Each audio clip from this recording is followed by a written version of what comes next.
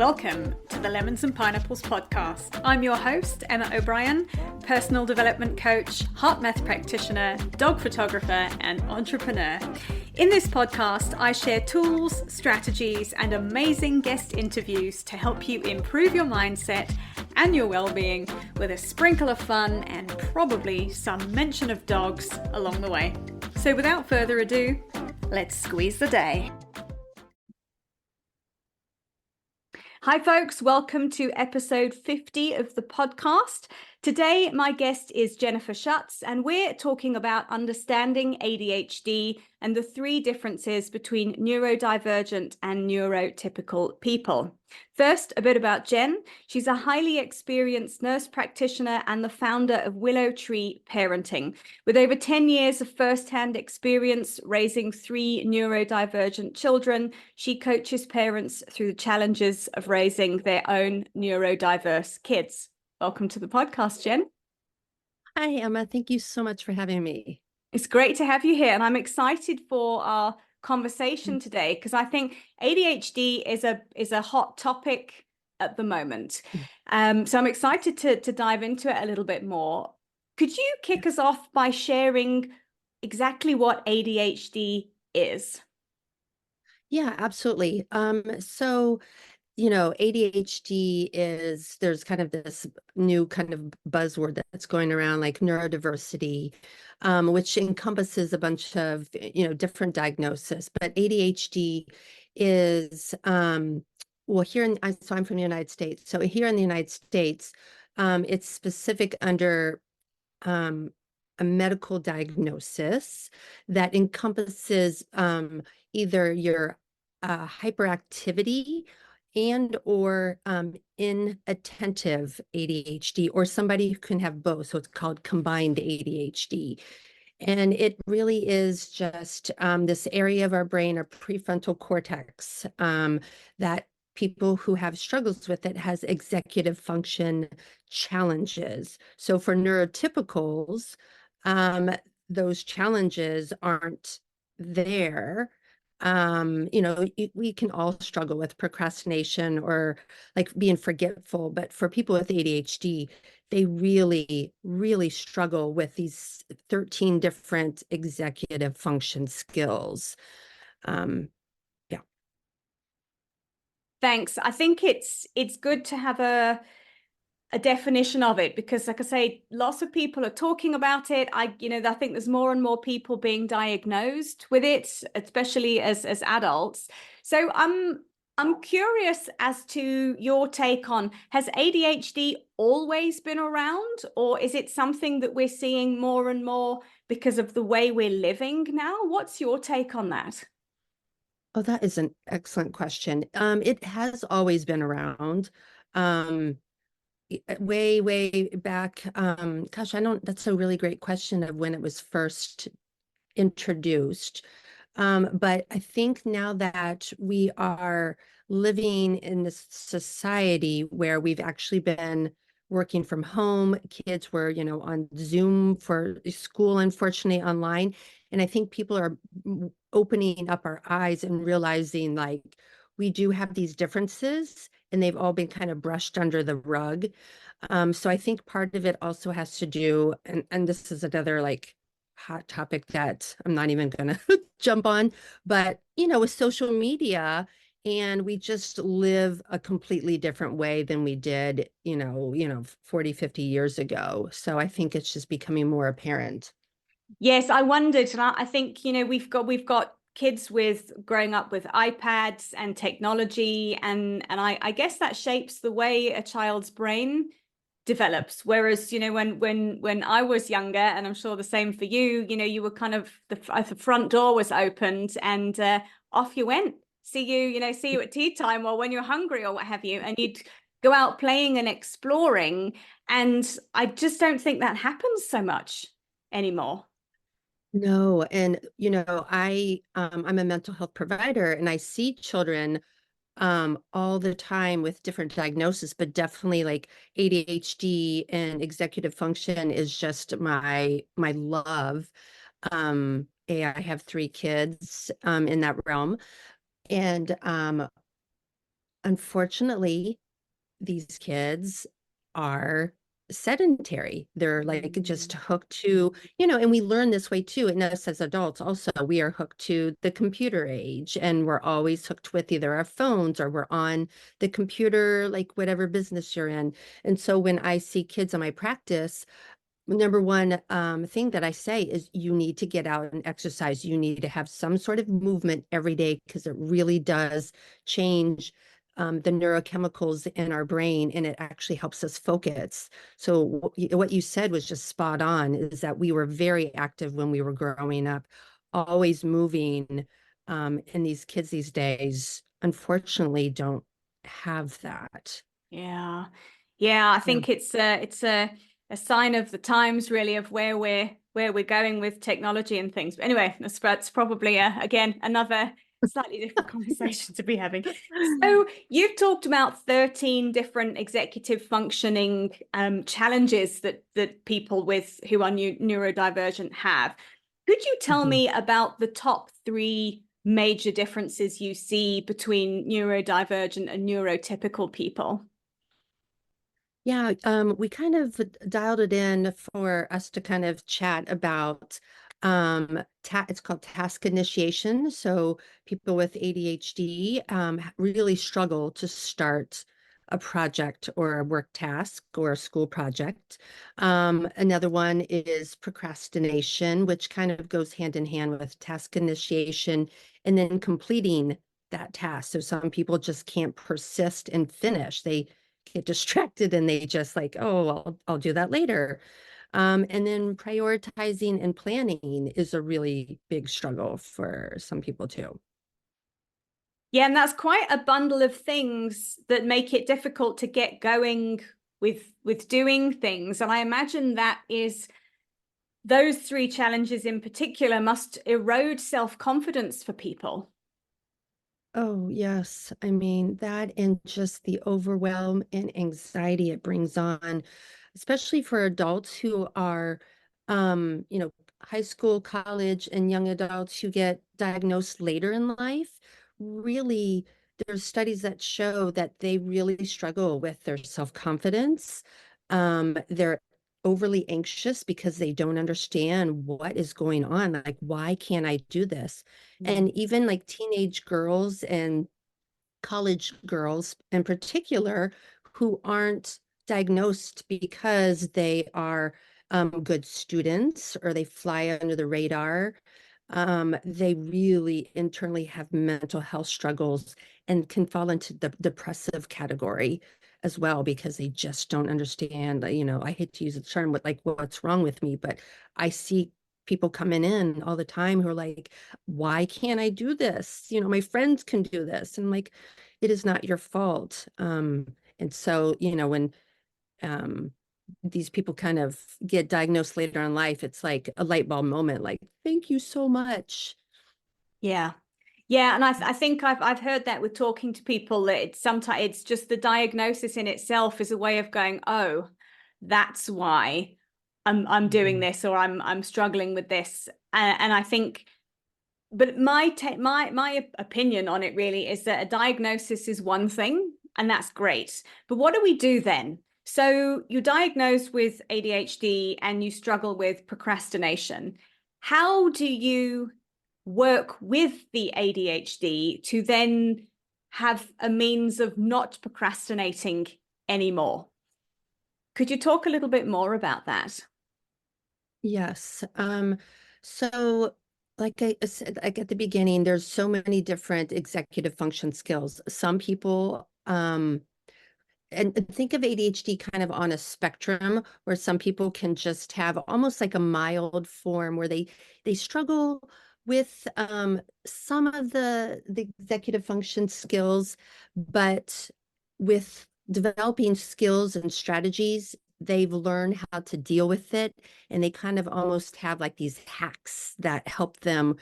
um, and then other people have like a severe form of ADHD and really struggle in all these different areas.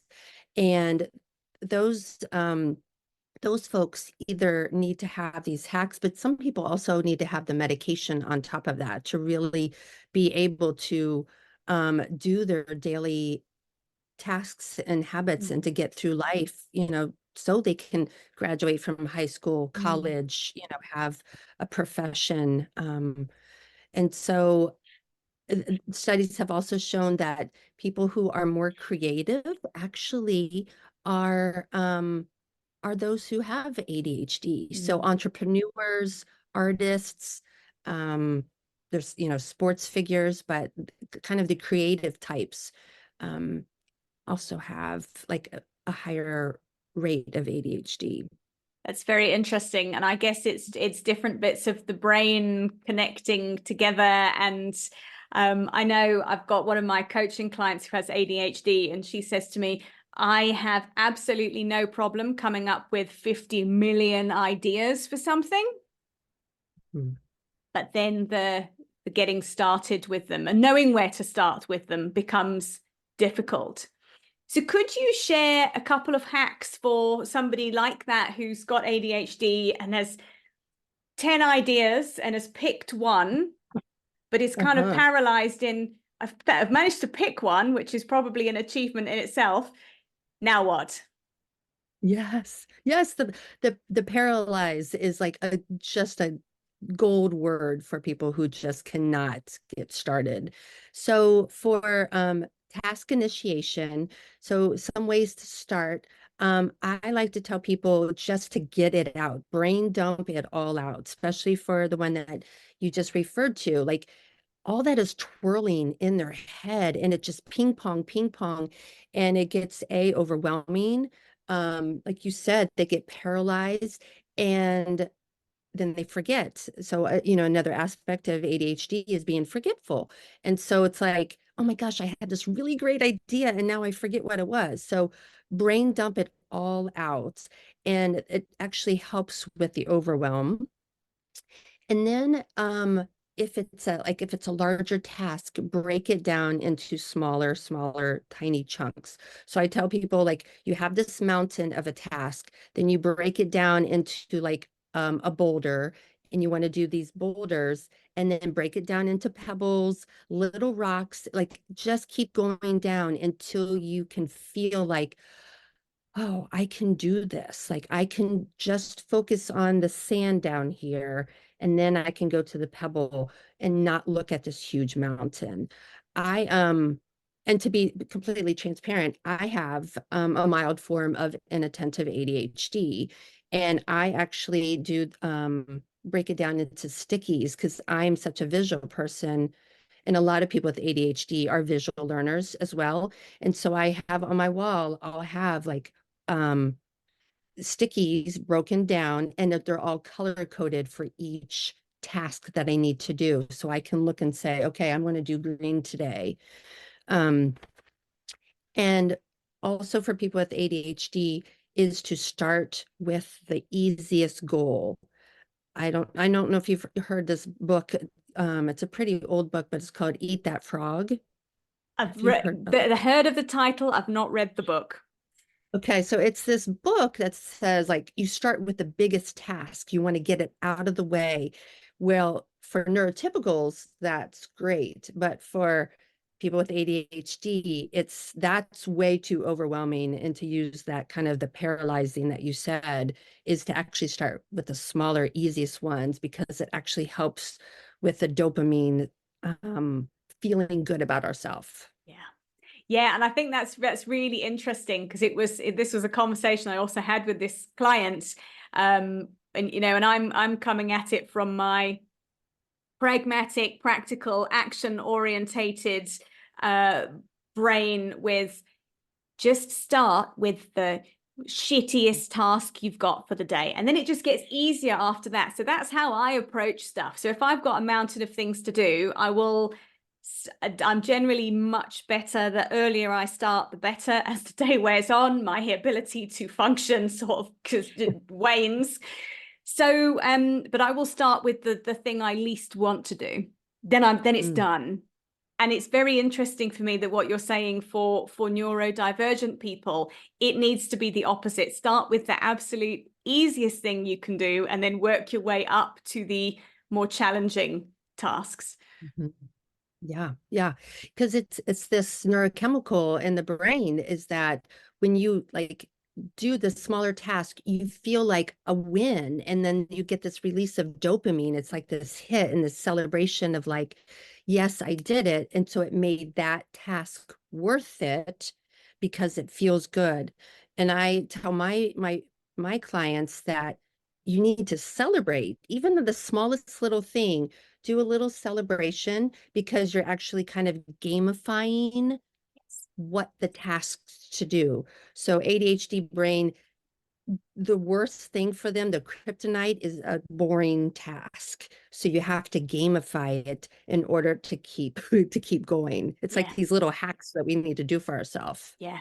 Yeah. And I think Yeah. that's it's such valuable advice and strategy that you're sharing here for that to gamify it and like you say to make sure you're going tick, because there is something I imagine with your stickies is a wonderful way of breaking tasks down, I think for for everybody really, because it's just you can see what's happening, and then I imagine I'm going to try this out because I think it's a great tip, is you can either cross them off and leave them up on the wall so you actually start to see what you're achieving, or pull them off the wall and you see the amount of green, like I say, with green stickies starts to reduce, so you know you're getting stuff done. And one of the things I learned a while ago was making a to-do list manageable. So not putting 20 things on there, putting 5 things on there, and the chances are you're going to get them done. And you do finish the day feeling accomplished.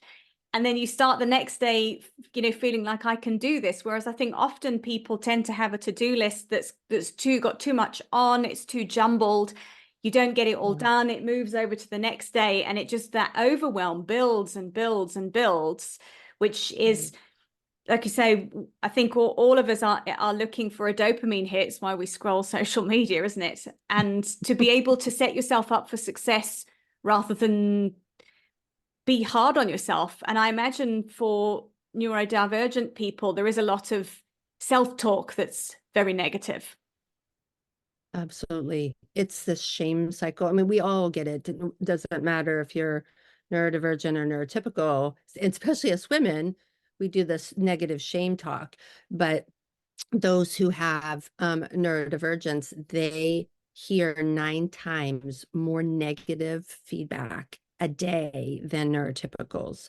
So, like, you think about those people who struggle, those kids that struggle, those college students who are like every day are hearing these things, not only from themselves, but from out in the external world. It just really, like you said earlier, it erodes the self-esteem. Yeah. Yeah.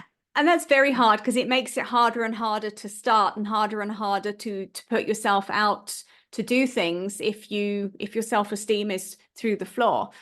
Question that just popped up for me, and if you are an adult with ADHD and you're in a workplace, especially in a corporate space where there's quite a few people, how can one effectively communicate to neurotypical people that you are working with that you work in a different way and you might need tasks to be handed to you in a different way? How can one go about communicating that so that you stop any colleagues who might be like, oh, so lazy, oh, she never does anything, oh, she never finishes? Because I can imagine also there's a big fear of what other people are going to be saying.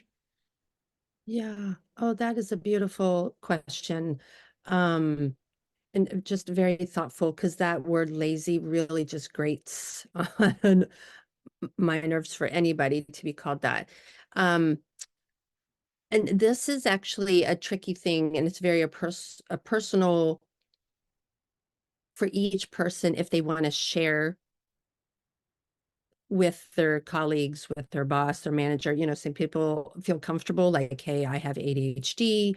This is how I work. And some people are very private and just, it's not anybody's business. And so depending on the environment, I would say that, I mean, if you think about having a task interrupted, like let's say you worked in a cubicle and people interrupted you all the time and you just got started and you're like, oh my gosh, so and so just interrupted me and now I lost my train of thought. I don't know where, it's hard again for those people to get started. So sometimes I tell people to put, and if they're allowed to, if they talk with their boss or their team, is to put like, a sticky or sign up like, I need 20 minutes for this project, do not interrupt me while I'm on this. Or maybe having headphones on is the cue. Like if my headphones are on, I'm really working on a project, please don't, interrupt me.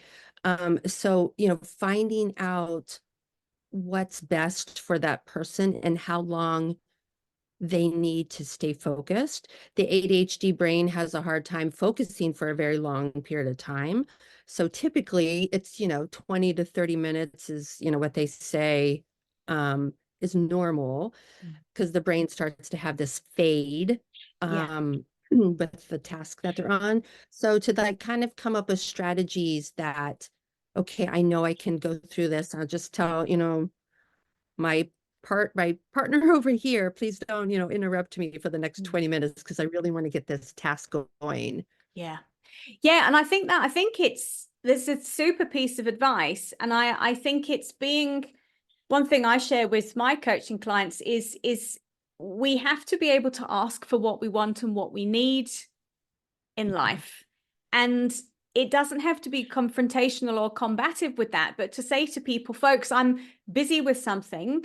Please, I'm going to break at 10:30 for argument's sake. So, like you say, putting a sticky up or a note up and closing a door, or like you say, putting headphones on, some kind of indication that I actually just need to be able to finish this is super important. And I think in life, we don't communicate what we need enough anyway, because I think often we're worried we're going to upset people. And I think it's important to say, well, actually, does this come at my expense? And what is it I need to be able to work efficiently? Right. I totally agree with you. I'm a big proponent in good communication. And unfortunately, not all workplaces, honor that. And I think though that, work is a huge part of everybody's life. And so to really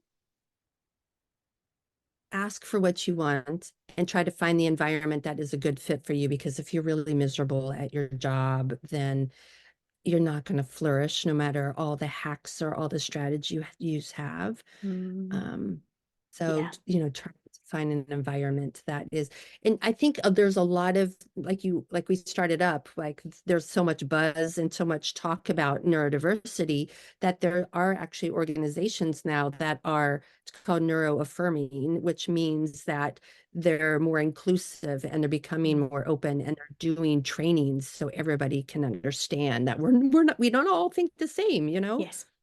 Yeah, and I think it's so important because I had a big learning. I've also got a coaching colleague who has ADHD, and she shared a few things with me, which has been super enlightening. I mean, the thing that we talked about is, like I've said, with starting a day and going, I'm going to get the most tedious tasks done first.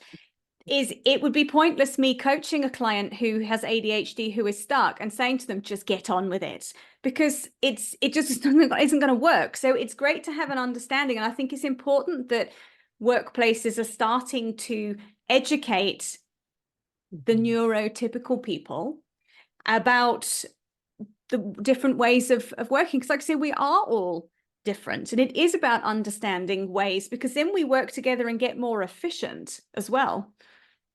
Right. Absolutely. Yeah. Even I just, you struck a chord there, but like even neurotypicals, we all work differently. And so it's like we all need to kind of balance each other out, because your strengths are going to be different than my strengths, and our colleague Carly, her strengths, and so, and when you coach your clients who may not know that they have ADHD, this is actually a lovely lesson to learn, like, okay, like I'm telling the person to try to do it this way, and they don't know they have ADHD yet. And then you're like, oh, well, maybe we should, like, you step it back and realize that, okay, this strategy is not going to work for them, and maybe we can do this strategy. Because the things we've talked about, even though ADHD is just so different for everybody. When I see my clients, I can give them a strategy and they'll come back and they'll be like, well, that was crap. Why did you tell me to do that? And I'm like, okay, well, that didn't work for you. Now let's try the next one. And just, we have to keep finding what's best, for everybody, because we're all so different. Yeah. And what I hear in there, there's an element of self-awareness that needs to happen, of understanding in what environment and in what way you work best, that you're able to get started, you're able to focus on a task. And I think the one thing we didn't quite touch on is being able to complete a task. And there are different, action taking styles. And I think it's understanding where yours are. And when you know how you work best, it's far easier to communicate to somebody else how you work. And I think the other thing that I hear in there as well when you were talking is, if you're working in a team environment, there will be some people who are really good at starting and others who are better at finishing. So it's, how do you work together with those people to get a project flowing more efficiently by tapping into the strengths of people's working styles? Yeah. That's absolutely right. Like, if you know, like, okay, I can start, but I get so distracted I can't finish, then or some people work on urgency, like the deadline. And that kind of urgency is almost like a gamifying to the ADHD brain. They're like, oh my gosh, like the deadline's coming up. I have to do this. And so those people would be great closers and finishing the task. Yeah. Yeah. Last question for you. We've talked a lot, and I think this is the conversations I hear a lot about ADHD. We've talked almost not negatively about it, but where the stumbling blocks are with neurodivergence. So I would love to know from you, what are the brilliant things about ADHD? Oh my gosh. To me, ADHD is just a superpower. Once you figure out, like, what your, like, gold nugget inside your brain is just to focus in on that, and you will go so far. Like, when I give people a diagnosis, or a parent comes to me and is like, I'm really struggling with my child because they're not listening, or sometimes they call them lazy, or they're not, the kind of this head butting struggles and challenges. Once they're educated, and like you said, the awareness and the acceptance, ADHD brains are absolutely amazing. Like, they think differently. They're very creative. A lot of entrepreneurs have ADHD brains, and you just think about all the different, just original ideas, and like, it's a vault of all this creativity. We just need to, like, zone it in and let it out, and the world can be changed by all these different ideas. It's fabulous. It's just like anybody, it's finding these hacks for ourselves, finding strategies that work. I don't think there's anything. I'm not a believer in the word, and this is controversial. I don't believe in the word disability. I believe that we're all differently abled, and we all have differences, and we all have our own superpower. And so I'm not I don't believe in that word disability, because I just feel like I have 3 boys who are not neurotypical, but I think they are just brilliant kids. Yeah. And I think that's wonderful. And I love what you've talked about there, of finding the gold nugget and finding the superpower and honing in on that. And like we said, executive functioning can you can hack your way around it, which you've got a PDF that we're going to be sharing in the show notes to help you with some of those executive function, to help you kind of work your way around some of the challenges you might have with that. But I think this is the thing, is we forget that being able to think in a different way and being able to think creatively is a huge asset. Mm-hmm. So for anybody who's listening, who has ADHD, hone in on that. Where are you brilliant? What do people say? Oh my goodness, I'd never have thought of it like that. And where are your skills and your strengths? Because I think it's so important to focus on the good. And the stuff that's challenging, like we said, you can polish it up, you can work around it, you can find a different way of doing things, or find somebody else who can do the thing that you struggle with. Right. Or even if you really are struggling with that paralyzation, that overwhelm, the shame that you feel, there are plenty of resources and people out there that can help you, whether it's a mental health provider or a coach, a teacher, a counselor at school, or, somebody. There's wonderful podcasts just like this educating people out there. So I just don't want anybody to ever feel so isolated and so alone and so overwhelmed that you cannot get through this, because there are movie stars that have ADHD. There are Olympic gold medalists that have ADHD. So it's not like you need to hide under a rock and hide that you have this, because it's a beautiful gift. Thanks, Jen. I think that is such a nice reframe that you've shared, and I hope that really resonates for people who are listening. Where can people get hold of you if they would like to talk to you about ADHD coaching? I know you specifically coach parents with ADHD kids. How can people get hold of you? I, like the rest of the world, I'm on social media. Jen Schetz at Facebook. I'm on Instagram. My website, it's called willowtreeparenting.com. And my email address is on there as well, mastercoach@willowtreeparenting. I'm happy to help, and I'm also happy to give you resources, whatever you need. I feel like the more awareness we can get to acceptance, and that we can all just flourish no matter like who we are and what we have. Brilliant. Thanks, Jen. I will share your links and everything in the show notes. So folks, if you're listening and you need some help, please reach out to Jen. She's an expert here and she's here to help you. So Jen, thanks again for joining me today. Thanks, Emma, so much. Thank you for being with us today, folks. I hope you have enjoyed the podcast, and we will see you next time. Bye for now. Thank you for listening to today's episode. If you've enjoyed it, please share with your friends, and be sure to leave me a 5-star rating and review, especially if you're listening on Apple Podcasts. To find out more about my one-on-one coaching, please visit my website, which is emmaobriencoach.com.